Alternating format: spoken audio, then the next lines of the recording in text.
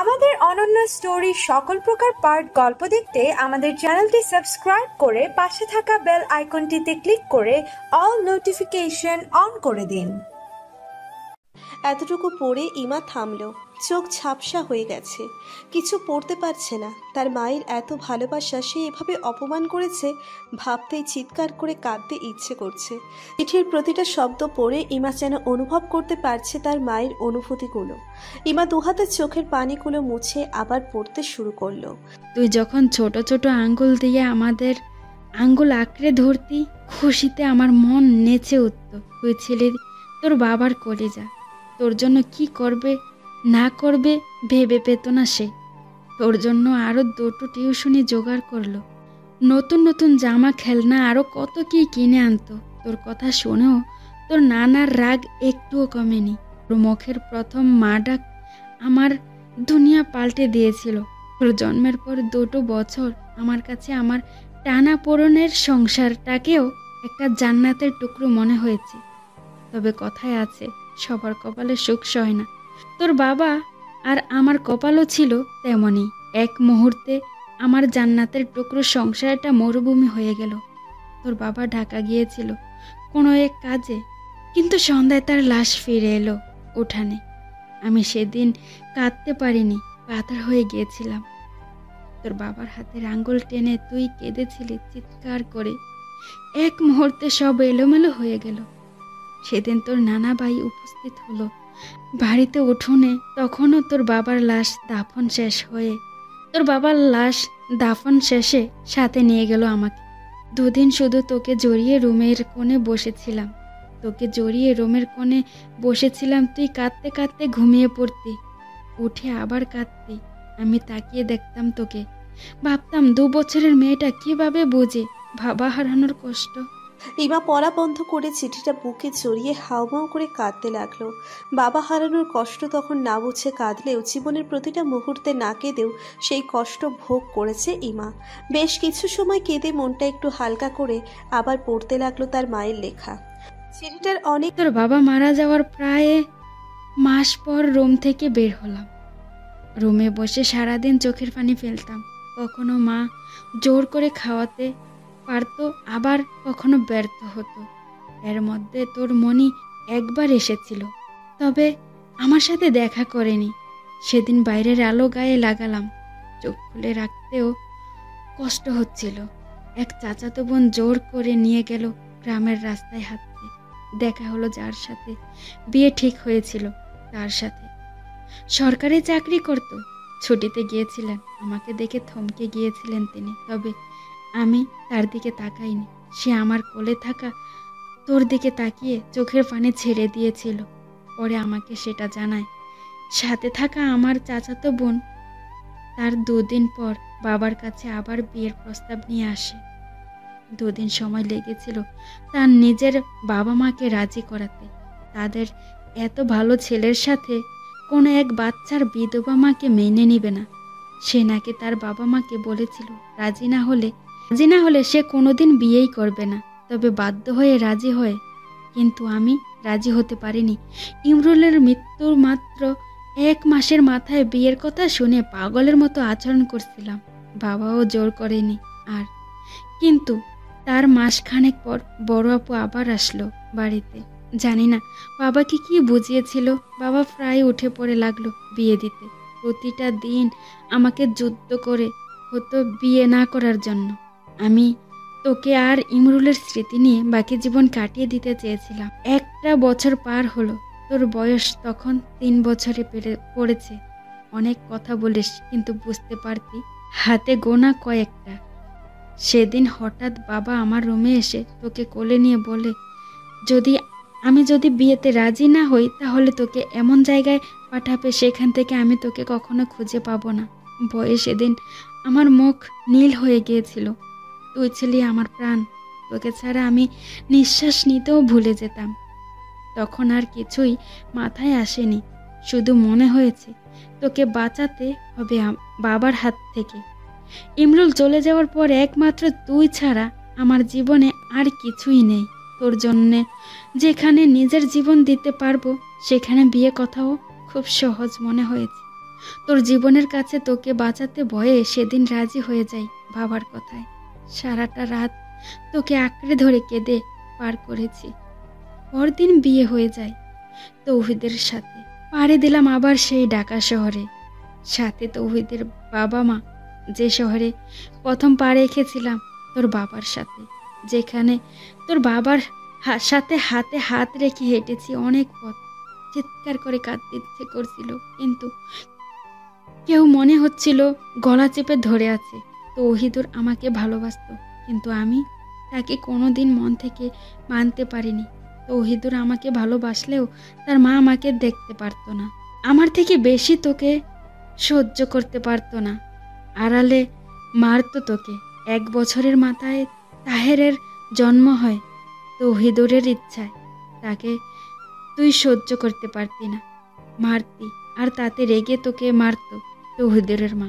এসব আমি সহ্য করতে পারছিলাম না, তাই মায়ের কাছে রেখে আসি তোকে। তৌহিদুর রাজি ছিল না তোকে মায়ের কাছে দিতে, কিন্তু আমি জোর করি, কারণ সে আসল সত্যিটা জানতো না কেন তোকে মায়ের কাছে দিতে চাইছি। দিন মাস বছর পার হতে লাগলো, তুই বড় হতে লাগলি, তোর নানু কাছে আর তাহের আমার কাছে।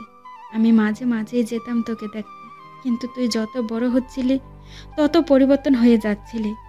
একটা সময় গিয়ে বুঝতে পারলাম মেয়ের ভালো করতে গিয়ে আমি আমার মেয়েটাকে হারিয়ে ফেলেছি।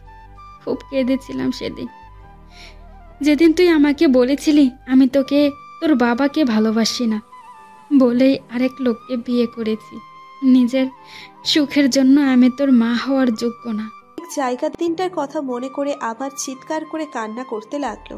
আর মা তার জন্য এত কিছু সহ্য করেছে, আর সে নিজের মাকে যা নয় তাই বলে অপমান করেছে। কিভাবে পেরেছিল এত ছোট বয়সে মাকে এত বাজে কথা বলতে? সব কিছুর জন্য দায়ী মনি নামক অমানুষটা। মা হয়ে সে কিভাবে পারলো আর এক মায়ের থেকে তার সন্তানকে, না শুধু সন্তান নয়, কলিজার টুকরাকে আলাদা করতে? কাঁদতে কাঁদতে ইমার চোখ মুখ ফুলে গেছে, তবু চিঠি শেষ করার জন্য আবার পড়তে লাগলো। আজ হয়তো তোর অযোগ্য মাকে মাফ করবি, জমিয়ে রাখা অভিমানগুলো মুছে ফেলবি। মায়ের কথা মনে পড়লে চলে আসিস। তুই অভিমান করে মুখ ফিরিয়ে নিলেও এই মায়ের মনে তোর জন্য ভালোবাসা ছাড়া কিছুই নেই। আর তৌহিদুরের বাড়ির দরজা তোর জন্য চিরকাল খোলা থাকবে। মানুষটাকে জীবনের অমূল্য রত্ন। সেদিন ওই মানুষটাকেও কেঁদেছিল তোর অপমানে। পারলে মাপ চেয়ে নিস একবার। বাক্সে কিছু গহনা আছে, তোর বাবা আমাকে দিয়েছিল যখন ঢাকায় ভালো চাকরি করত তখন। হাজার কষ্টেও তখন এই জিনিসগুলোর দিকে হাত দিতে দেইনি। আজ থেকে এই সব কিছু তোর। মাকে মাফ করলে মায়ের কাছে চলে আসিস মন চাইলে। ইতি, তোর অভাগিনী অযোগ্য মা। ইমা ফ্লোরে বসে চিঠিটা বুকে আঁকড়ে চিৎকার করে কাঁদছে আর বলছে, একবার কেন বললে না মা? একবার কেন সব বললে না? আমি দিনের পর দিন তোমাকে কষ্ট দিয়ে গিয়েছি, তুমি সহ্য করে গেছো। কেন মা, কেন তুমি আমার জন্য এত কষ্ট সহ্য করেছো? আমি কখনো বুঝতেই চেষ্টা করিনি। সব সময় নিজের কষ্টটাকে বড় করে দেখেছি। আমার কষ্টগুলো আমি নিজের হাতে আমার জীবনে টেনে এনেছি। তোমাদের সাথে ভালোবাসার সম্পর্ক ছিন্ন করে নিজের জন্য বেছে নিয়েছি তিক্ততার সম্পর্ক। সেদিন তোমার সাথে ফিরে গেলে হয়তো আমার জীবনটা অন্যরকম হতো। বাবা মা দুজনের ভালোবাসা পেয়ে জীবনটা তিক্ততা নয়, মধুর হতো। তোমার কাছে একবার ক্ষমা চাওয়ার সুযোগ তুমি দিলে না মা। কেন? একবার তোমার বুকে পড়ে চিৎকার করে কাঁদতে ইচ্ছে করছে মা। ইয়াদের বাসার প্রত্যেকটা রুম সাউন্ড প্রুফ, তাই ইমার এই আর্তনাদ আর চিৎকার বাইরে যাচ্ছে না। কাঁদতে কাঁদতে ইমার চোখ গেল বাক্সের দিকে। তাতে একটি ছবির অ্যালবাম। খুলে দেখতে লাগলো তার বাবা মায়ের অনেক ছবি। কত সুন্দর লাগছে দুজনকে একসাথে। একেবারে পারফেক্ট কাপল ছিল, দেখেই বোঝা যাচ্ছে। ইমার মায়ের রং উজ্জ্বল শ্যামবর্ণ, আর বাবার নাকি ধবধবে সাদা ছিল। ছবিতে তেমন বোঝা যাচ্ছে না, তবে নানুর কাছে শুনেছে ইমার গায়ের রং আর মুখের আদল তার বাবার মতো হয়েছে। সব সময় বলতো তার নানু। ইমা নিজের বাবা মায়ের ছবির উপর আলতো করে হাত বুলাচ্ছে আর চোখের পানি ফেলছে। তার জীবনে এত চোখের পানি কারণ হয়তো সে তার মায়ের চোখের পানি বাড়িয়েছে বলে। ইমা একটা একটা পৃষ্ঠা উল্টে ছবি দেখতে লাগলো। অনেক সময় পর তার বাবা মায়ের ছবির বদলে শুধু তার ছোটবেলার ছবি বের হতে লাগলো। এরপর থেকে ইমাকে ছাড়া তার বাবা মায়ের একটা ছবিও পেল না। সব ছবিতে সে তার বাবা মায়ের সাথে, না হলে তার একার ছবি। ইমা অ্যালবামটা আঁকড়ে ধরে নীরবে চোখের পানি ফেলতে লাগলো। এবার এই অ্যালবামই হয়তো ইমার, তাহেরা আর ইমরুলের জীবন এলোমেলো করে দেওয়ার মূল। হয়তো এই অ্যালবামে এমন কোনো রহস্য লুকিয়ে আছে যাতে এলোমেলো হয়ে গেছে তাহেরার সাজানো রহস্য লুকিয়ে আছে তাহেরার সাজানো জান্নাতের টুকরোর মতো ছোট্ট সংসারটা। আবার এই অ্যালবামই হয়তো একদিন ইমা, ইয়াদ, ইয়ানা, ঈশান আরও অনেকের জীবনের মোড় ঘুরিয়ে দিবে। হঠাৎ দরজা খোলার শব্দে ইমা চমকে উঠে সেদিকে তাকালো। ইয়াদকে ঢুকতে দেখে ইমা আরও অবাক হলো, কারণ এত আগে ইয়াদ কখনো বাসায় আসে না। ইয়াদ রুমে এসে ব্লেজারটা বেডে ছুঁড়ে দিয়ে পায়ের শু খুলে স্লিপার পরে আর কোনো দিকে না তাকিয়ে কাবার থেকে নিজের ড্রেস বের করে ওয়াশরুমে চলে গেল ফ্রেশ হতে। ইমার কেন জানি ইয়াদকে স্বাভাবিক লাগছে না। ইমা দ্রুত সব সরিয়ে ফেলল, তবে তাড়াহুড়োতে অ্যালবামটা সাইড টেবিলের ড্রয়ারে রেখে দিল। হঠাৎ দরজায় কেউ নক করলে ইমা গিয়ে দরজা খুলে দেয় আর দেখে ঈশান দাঁড়িয়ে আছে। ঈশান মুচকি হেসে বলল, কেমন আছো ভাবি? তোমার সাথে আমার কথাই হয় না। ইমা জোর করে হাসার চেষ্টা করে বলল, এই তো আলহামদুলিল্লাহ। অতিরিক্ত কান্না করার জন্য ইমার গলা অনেকটা বসে গেছে আর চোখ মুখ লাল হয়ে ফুলে গেছে। ঈশান প্রথমে খেয়াল না করলেও ইমার গলার আওয়াজ শুনে ভালো করে খেয়াল করলো। চিন্তিত গলায় বলল, ভাবি তোমার গলায় এমন লাগছে কেন? ইমা অপ্রস্তুত হয়ে বলল, না, এমনি আমি ঠিক আছি। ভাইয়া তুমি কেন এসছো বললে না? ইমার কথা বিশ্বাস না করলেও ঈশান ব্যাপারটা ঘাটালো না, অভিমান করার ভান করে বলল, কেন ভাবি? প্রয়োজন ছাড়া কি আমি তোমার সাথে কথা বলতে আসতে পারি না? ইমা ব্যস্ত গলায় বলল, আরে তা কেন হবে, আসলে কখনো আসো না তো তুমি, তাই আর কি। ঈশান চাপা কষ্ট নিয়ে মুচকি হেসে বলল, ভাইয়া আমাকে তার আশেপাশে পছন্দ করে না, তাই যতটা সম্ভব দূরেই থাকি। ইমা বুঝতে পারল ঈশানের মুচকি হাসির পিছনের লুকানো কষ্টটা। তবে সে কি করবে? ইয়াদ তো তাকেও নিজের আশেপাশে সহ্য করতে পারে না। ঈশান পরিস্থিতি স্বাভাবিক করতে বলল, আসলে ভাইয়ার সাথে কিছু জরুরি কথা ছিল। ইমা ওয়াশরুম থেকে তাকিয়ে বলল, তোমার ভাইয়া তো কেবল ফ্রেশ হতে গেল, সময় লাগবে মনে হয়। ঈশান বলল, ঠিক আছে, তাহলে আমি পরে। ঈশান কথা শেষ করার আগেই ইয়াদ ওয়াশরুম থেকে বের হলো এলোমেলো পায়ে। ইয়াদকে দেখে ঈশানও ভ্রু কুঁচকালো, কারণ ইয়াদকে একদমই সুস্থ স্বাভাবিক মনে হচ্ছে না। ঈশান আর ইমার চিন্তা ভাবনার মাঝেই ইয়াদ পড়ে যেতে নিল। ইমা দৌড়ে গিয়ে ধরটু সামলে নেওয়ার চেষ্টা করলো। ইমা ইয়াদের গায়ে হাত লাগতেই চমকে উঠল। ইমার মনে হচ্ছে সে গরম চুলায় হাত দিয়ে দিয়েছে। ঈশানও এগিয়ে এসেছে ইয়াদের দিকে। ইমা এক পাশে ধরলে ঈশান অন্য পাশে ধরল। ঈশান চমকে উঠে বলল, ভাইয়া তোমার তো জ্বরে শরীর পুড়ে যাচ্ছে। ইয়াদ ঈশানকে ছাড়ানোর চেষ্টা করে কাপা গলায় বলল, আমার কিছু হয়নি, আমি একদম ঠিক আছি। ইমা খানিকটা রাগী গলায় বলল, জ্বরে ঠিক মতো দাঁড়াতে পারছে না, তাও বলছে আমি ঠিক আছি। এত জ্বর নিয়ে আপনাকে এখন শাওয়ার নিতে কে বলেছে? ইয়াদ চেয়েও কিছু বলতে পারল না। অনেক দুর্বল লাগছে শরীর, জ্বরের জন্য লাঞ্চে কিছু খেতেও পারেনি। ঈশান আর ইমা আস্তে করে ইয়াদকে বেডে শুইয়ে দিল। ইমা টাওয়েল নিয়ে ভালো করে চুল মুছে দিতে লাগলো ইয়াদের। ঈশান ইমার দিকে তাকিয়ে বলল, ভাবি তুমি ভাইয়ার পাশে বসো, আমি ডক্টরকে আসতে বলছি এখনই। ইমার চোখে মুখে ভয়ের ছাপ। ইয়াদের চোখ মুখ লাল হয়ে গেছে, এখন তো সেন্সলেসই হয়ে গেছে মনে হচ্ছে। ইমা না চাইতেও তার চোখ থেকে পানি পড়ছে টপ টপ করে। ঈশান ইমার উত্তরের অপেক্ষা না করে চলে গেল রুম থেকে। ইমা কি করবে বুঝতে পারছে না। ইয়াদের শরীর স্বাভাবিকের থেকে অতিরিক্ত পরিমাণ গরম। ইয়াদের গোঙানির শব্দে ইমার হুঁশ ফেরে। ইয়াদ হঠাৎ কাত হয়ে বমি করে দিল ইমার গায়ে পড়ল সব। ইয়াদ পিটপিট করে তাকালো একবার ইমার দিকে। ইমা দ্রুত নিচে পরিষ্কার করে এসে ইয়াদের মুখ মুছে দিল। ইয়াদ প্রচণ্ড পরিমাণ কাঁপছে। ইমা উঠে কাবার থেকে এক্সট্রা ব্ল্যাঙ্কেট বের করে ইয়াদের গায়ে জড়িয়ে দিল। দৌড়ে কিচেন থেকে বাটিতে পানি নিয়ে এসে জলপট্টি দিতে লাগলো। একদিকে ইমা এসব করছে, অন্যদিকে চোখের পানি ঝরছে অবিরাম। ইয়াদ আরও অনেকবার বমি করলো, তবে ইমা নিচ থেকে একটা পাত্র নিয়ে এসেছিল, সেটা এগিয়ে দিয়েছে, সেটাতে করেছে বমি। হন্ততন্ত হয়ে রুমে ঢুকলো ইয়ানা। ভাইয়ার কি হয়েছে ভাবি? ঈশান ডক্টরের সাথে কথা বলতে বলতে নিচে যাচ্ছিল। তখনই ইয়ানা শুনতে পায় ইয়াদের জ্বর হয়েছে। রাগ অভিমান কোথায় পালিয়ে গেল ইয়ানা নিজেও জানে না। ভাইয়ার অসুস্থতার কথা শুনে ইয়ানা স্থির থাকতে পারেনি।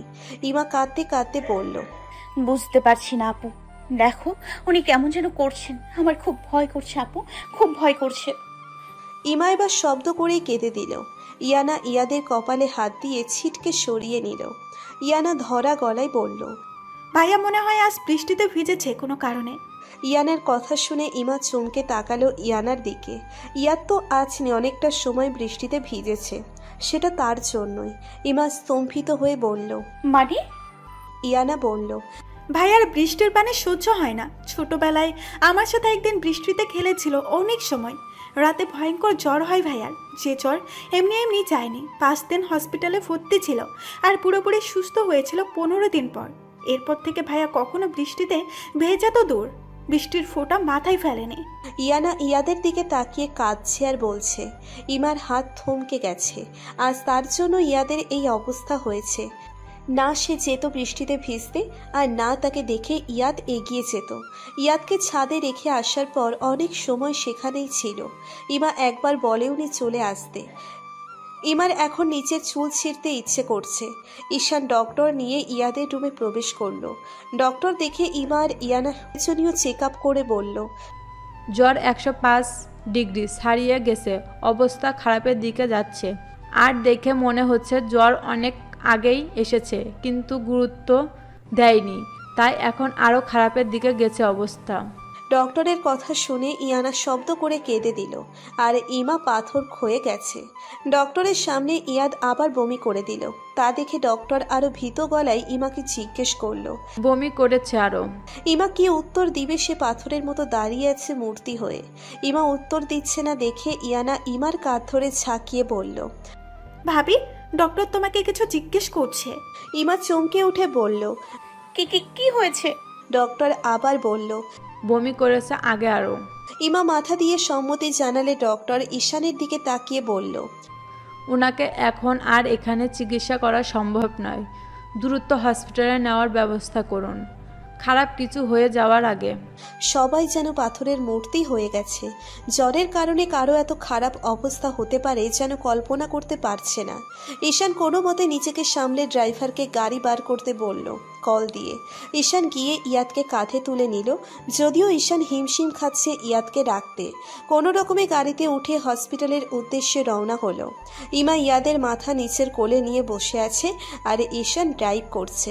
ইয়ানা ঈশানের পাশে বসে আছে সামনের সিটে। বাড়িতে এত কিছু হয়ে যাচ্ছে, রুবিনা বা ইয়াসিরের কোনো খবর নেই সেদিকে। ইয়াদ চোখ পিটপিট করে তাকিয়ে আশেপাশে দেখতে লাগলো। জায়গাটা তার পরিচিত মনে হচ্ছে না। মাথাটা খুব ভারী লাগছে। ডান হাত দিয়ে মাথা ধরতে যাবে, কিন্তু মনে হলো কেউ হাতটা শক্ত করে আঁকড়ে ধরে আছে। ইয়াদ হাতের দিকে তাকিয়ে দেখলো ইমা তার হাত আঁকড়ে ধরে হাতের উপর ঘুমিয়ে আছে। ওড়নাটা ভালো করে মাথায় পেঁচানো, ছোট করে মুখটা দেখা যাচ্ছে শুধু। গালে চোখের পানির দাগ স্পষ্ট হয়ে আছে শুকিয়ে। আজকাল ইমার দিকে তাকালে ইয়াদের চোখ সরাতে ইচ্ছে করে না, তবু সরিয়ে নেয়। ইয়াদ আশেপাশে ভালো করে দেখে বুঝতে পারলো সে হসপিটালে আছে। গত রাতের কথা মনে করার চেষ্টা করলো। ওয়াশরুমে থাকতেই বারবার চোখ ঝাপসা হয়ে আসছিল, তাই তাড়াতাড়ি শাওয়ার শেষের সামনে। তারপর ইমা ঈশান সবার কথা মনে করলো একটু একটু করে। বমি করে ইমার দিকে তাকানোর পর আর কিছু মনে নেই ইয়াদের। বাম হাত উঁচু করে দেখলো স্যালাইন চলছে। নড়াচড়ায় ইমার ঘুম ভেঙে গেল। ফজরের নামাজ পড়ে কিছু সুরাহা পরে ইয়াদের মাথায় ফু দিচ্ছিল। হঠাৎ ইমার হাত আঁকড়ে ধরে ইয়াদ তাই হাতটা না ছাড়িয়ে পাশে বসেছিল। সারা রাত না ঘুমানোর জন্য কখন চোখ লেগে গেছে বুঝতে পারেনি। সকালের দিকে ইয়াদের জ্বর কমেছে। সারাটা রাত ইমা কিভাবে পার করেছে সে নিজেও জানে না। ইয়াদকে সে কতটা ভালোবাসে। গত রাতে ইয়াদের ওই অবস্থা দেখে বুঝতে পেরেছে ইমা। সে বুঝে গেছে ইয়াদকে ছাড়া বাঁচা তার পক্ষে সম্ভব নয়। ইয়াদ যখন জ্বরে ছটফট করছিল, ইমাও ভেতরে ভেতরে শেষ হয়ে যাচ্ছিল। মনে হচ্ছিল বুকের ভেতর থেকে হাড়টা কেউ টেনে বের করে নিচ্ছে। ইয়ানা কাঁদতে কাঁদতে চোখ মুখ ফুলিয়ে ফেলেছে। ঈশান ছেলে মানুষ, তবু ছটফট করেছে ইয়াদের দিকে তাকিয়ে। বিপদের রাত নাকি সহজে শেষ হয় না, তার প্রমাণ গত রাতে পেয়ে আছে তারা তিনজন। এক একটা মিনিট এক একটা বছরের মতো মনে হয়েছে। ইয়াদ একটু শান্ত হলে ঈশান ইয়ানাকে বলেছিল বাসায় চলে যেতে, সে আর ইমা থাকলেই হবে। কিন্তু ইয়ানা সাফ জানিয়ে দিয়েছে সে এক পাও নড়বে না যতক্ষণ না তার ভাইয়া তার সাথে কথা বলছে। ইয়ানা ভুলে গেছে গতকাল তার ভাইয়া সম্পর্কে সে কি শুনেছিল। ইয়ানা বুঝে গেছে তার ভাইয়া যদি পৃথিবীর সবচেয়ে নিকৃষ্ট মানুষও হয়, তাহলেও সে তার ভাইয়াকে ছাড়া নিজের জীবন কল্পনা করতে পারবে না। ইমা কেবিনের ভিতরে, ইয়ানা আর ঈশান বাইরে বসেছিল। ইমা ইয়াদকে তাকিয়ে থাকতে দেখে বলল,